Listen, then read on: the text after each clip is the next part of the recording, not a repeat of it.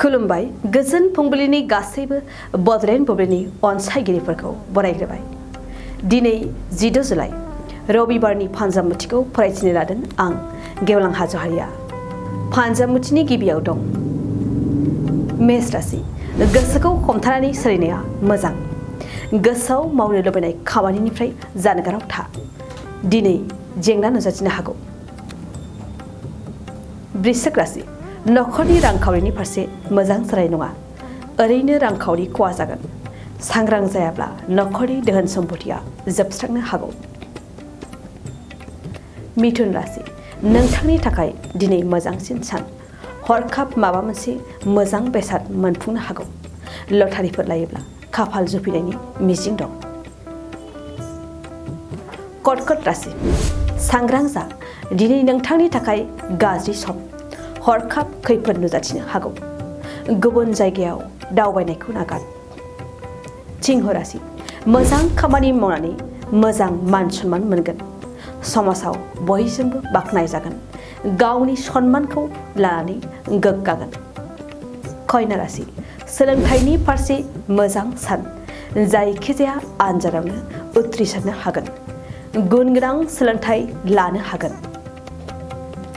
तुला राशि। बबेबा मोनसे जेंनाखौ लानानै बिसि फिसायनि गेजेराव नांलायनाय जागोन।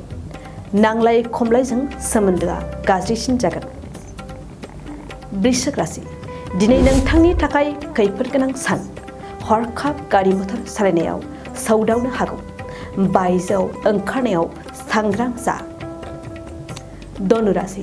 नखरनि माबा मोनसे जाफुंसारनायखौ लानानै गोबां रंजागोन। नखरनि गेजेराव बिदा फंबायनि अनलायनाया बांसिन जागोन। मकर राशि। नखरनि रांखावरि आरजिनायाव मोजां सम। बेफार फालांगिनि गेजेरजों गोबां रां मुलाम्फा जागोन।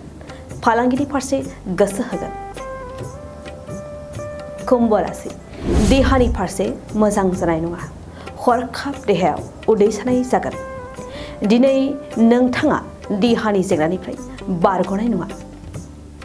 मीन राशि। नखराव गुलाय गुजाय जागोन।